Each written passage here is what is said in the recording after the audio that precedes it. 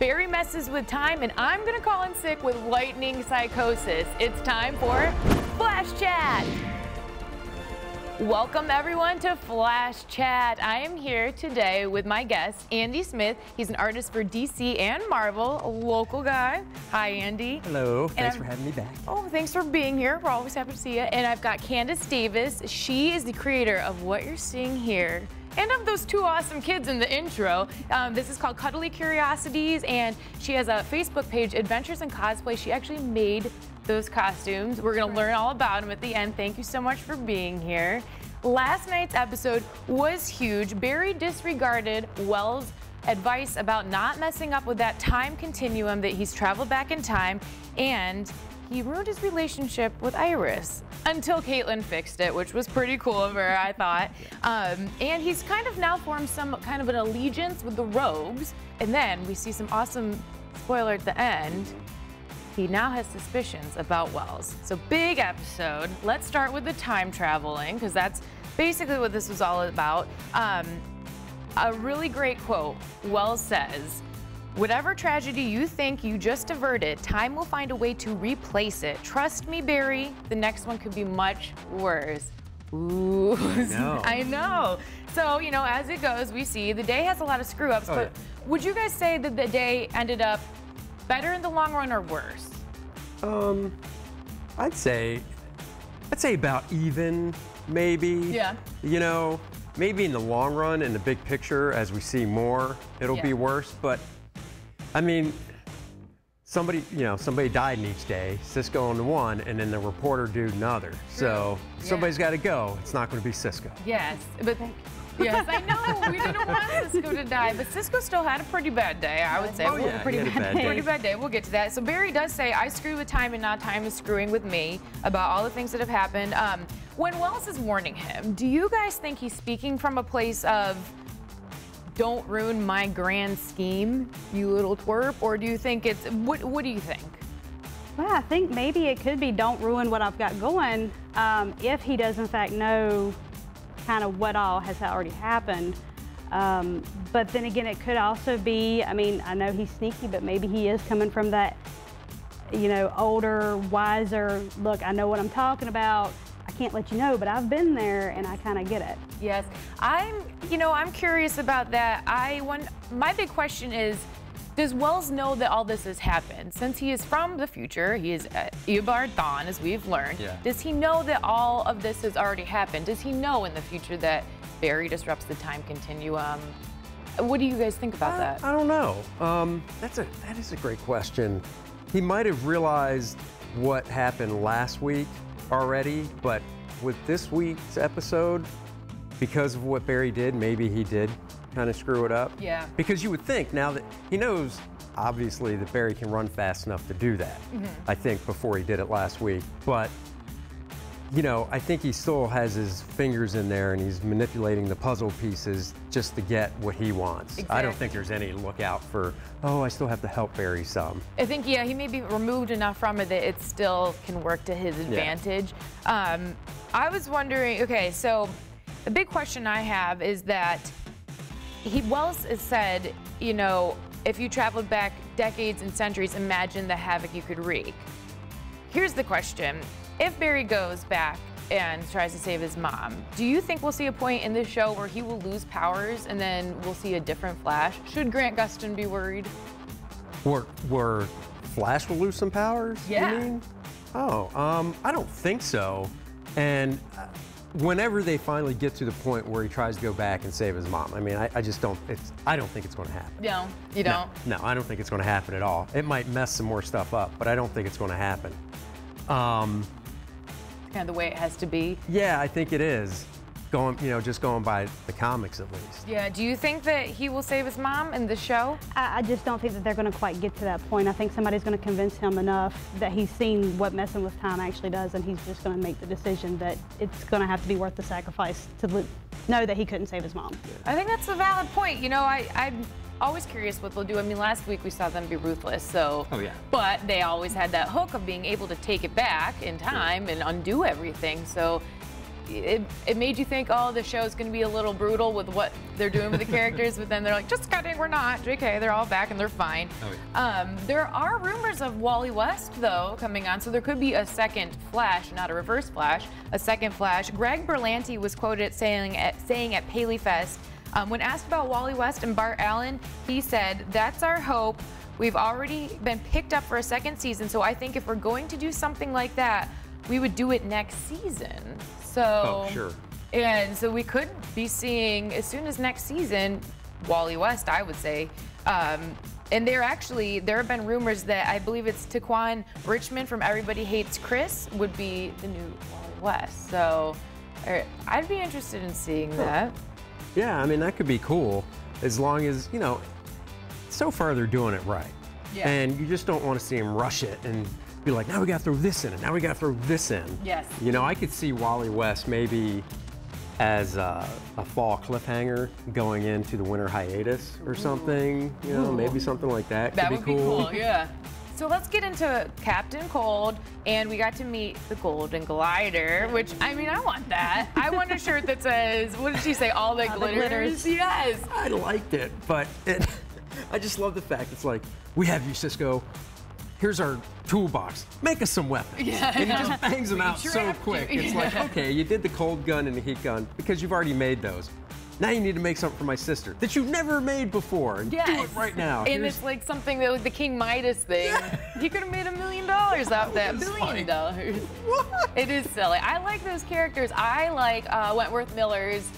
He sounds like his name would be Leonard Snart in it. I have no other way to explain, but the way he talks or something. It's so annoying but awesome. It like grates on your nerves, but perfect for a villain. So we see in the beginning that Barry has already captured Mark Martin right in the beginning, and now so as we're talking about, they captured Cisco and his brother.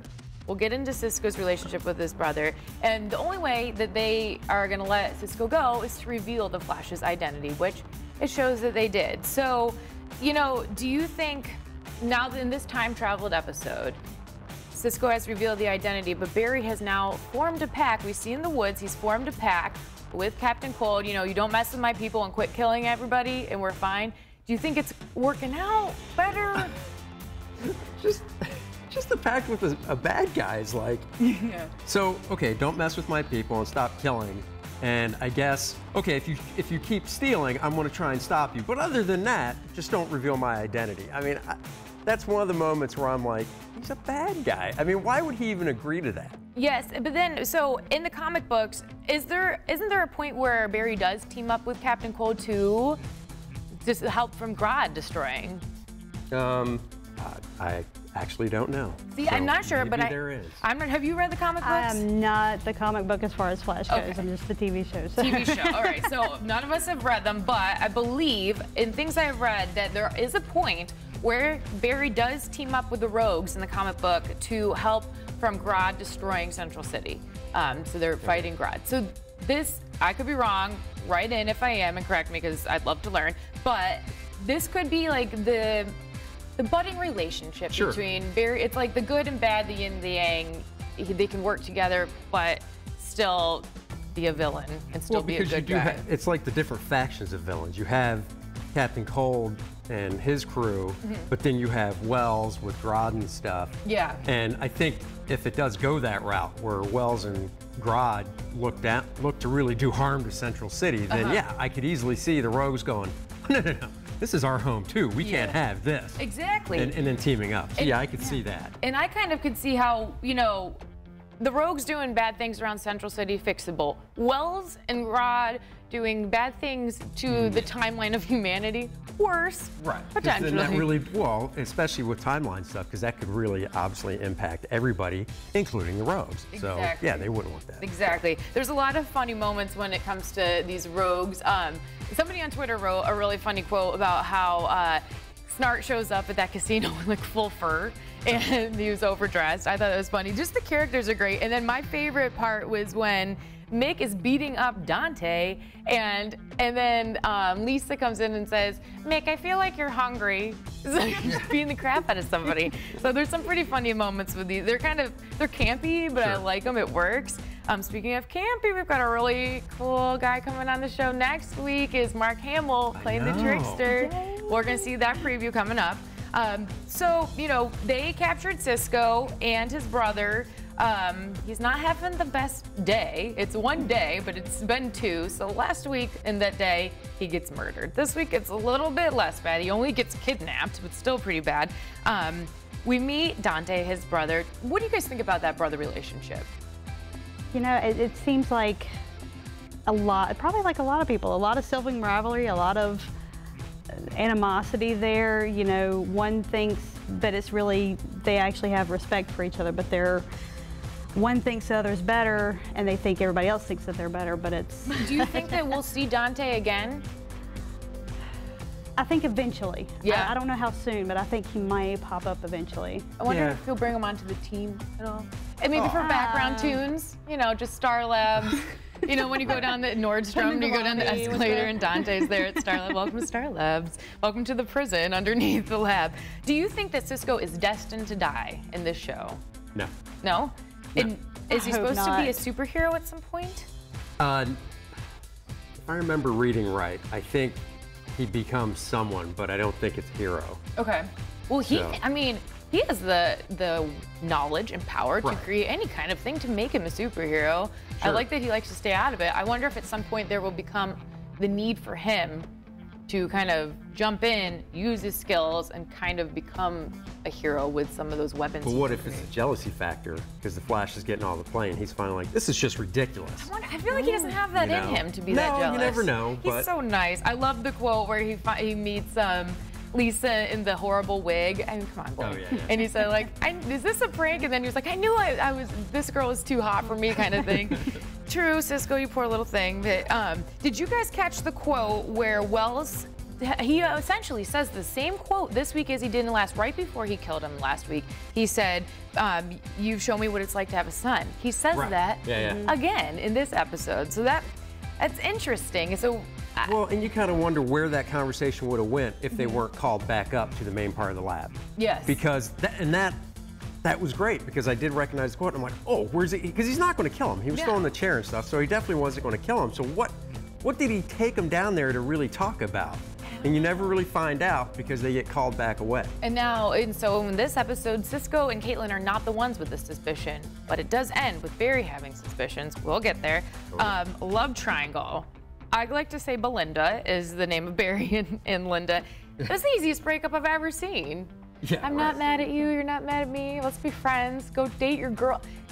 Women don't act like that. You guys are vicious. No. She should have thrown something in his face. We're not that normal. No. And then my other question is this. Barry just keeps waltzing into that newspaper to hang out with his girlfriend. And did you guys catch that ever? Do you think it's weird? I think it's a little, nobody's just boyfriends and girlfriends are walking into the station here. No. It's very lax security. Mega, yeah, it is. Kind of like a prison where he can just go and visit anytime he wants to, and things like that. I mean, that's exactly. Maybe Central City's a little more easy on their security. Maybe it seems very peaceful there. I mean, they do have the Flash guarding over them. Sure. Anyone can come into the newspaper place. I guess you call it a news station there too. Yeah.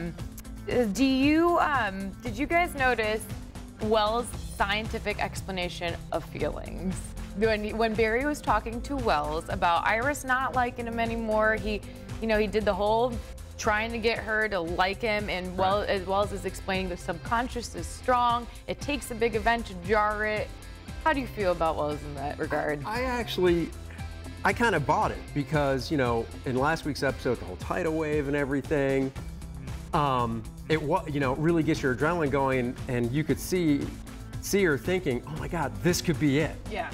So if this is it, I should probably tell him, because it was before he even showed himself being the Flash to her. Yeah. So she could have easily thought, the adrenaline going, this could be it, I gotta tell him. Yeah.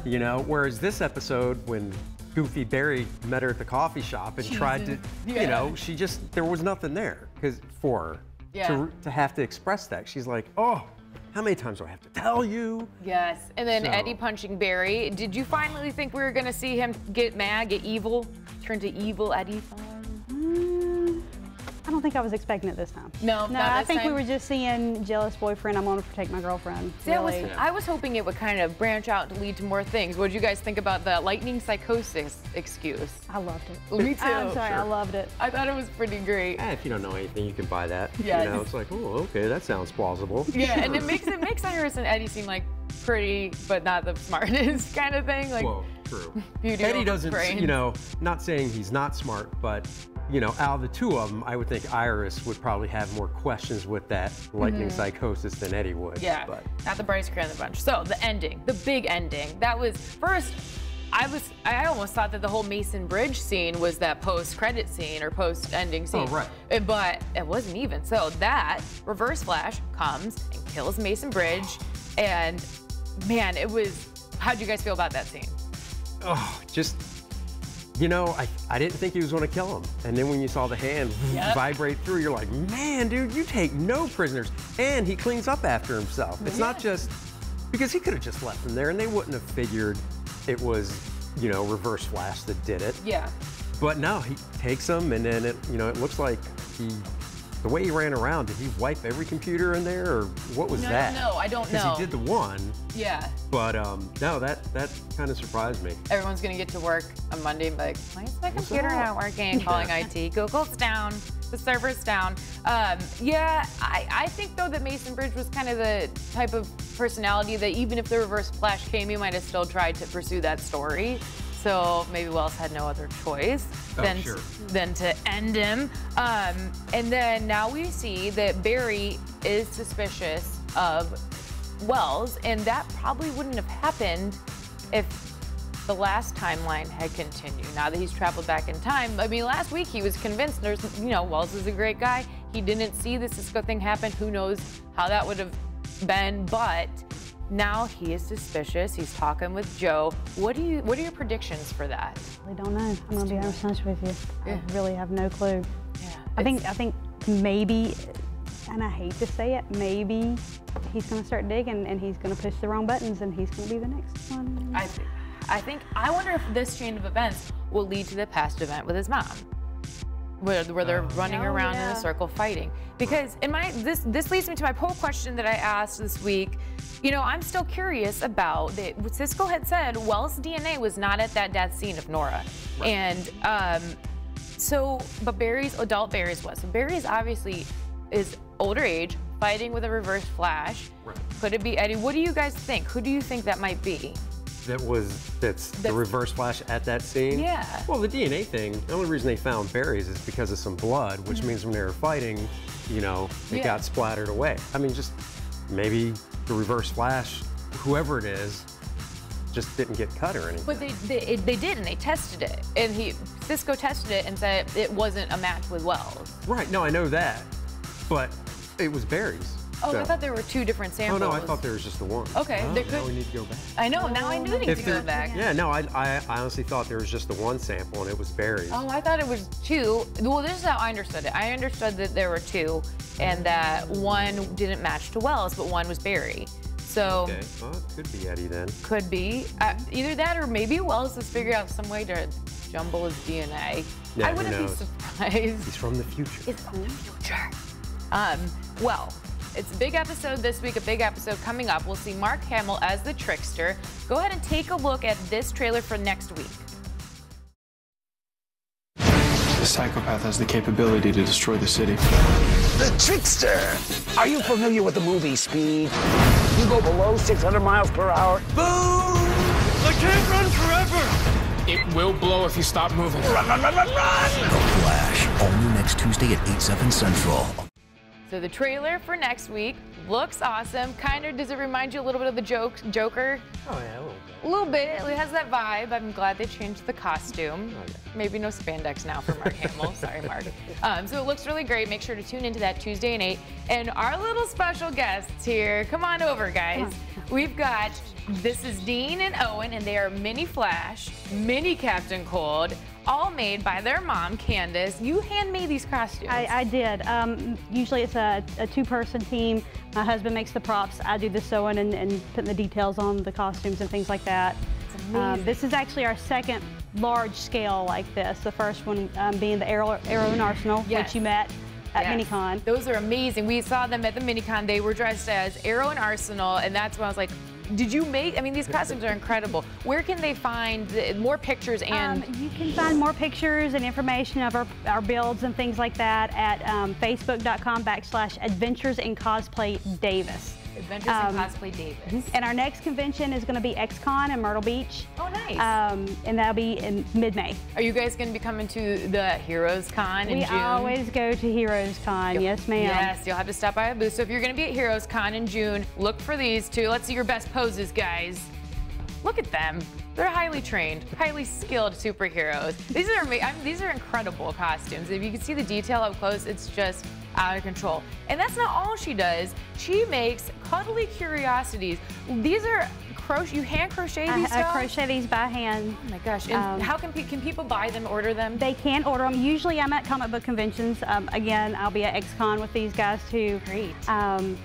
I do custom orders. I take commissions whenever I'm not at conventions and things like that. You can find these at facebook.com/Cuddly Curiosities, and we do about any character you could probably think of. If I can find a picture, I can make it. That's amazing. And look at this. It's iZombie. It's Liv eating some brains. This is incredible. I love these. We got the Flash, Chewbacca, Green Lantern. We're going to have to hide this from our coworker, Andy Madewell, because he'll try to steal it from you. These are incredible. So again, Facebook, Cuddly Curiosities, and Adventures in Cosplay Davis for the costumes. So awesome. Andy is an artist for DC, Marvel, many other things. What are you working on currently? A third Thanos graphic novel for Marvel. Oh, wow. It's a trilogy. A trilogy. The second one comes out in June, the first one was last year, and the third one will be next year. Okay, so you're working on the one that's coming out next year or the one from June? Okay. No, the one from June's wrapped. That'll be in June now, starting the third one. Awesome. And can we find this at Heroes? Oh, yeah. Okay. Heroes are hard to find, not a problem. Yep, they're not hard to find. They're right down 7th Street by the Starbucks. So get a comic, grab a drink. And this has been awesome. So much fun. Tonight at 8 is Arrow, followed by Supernatural at 9. Thank you guys so much for being in. Flash poses. We'll see you next week.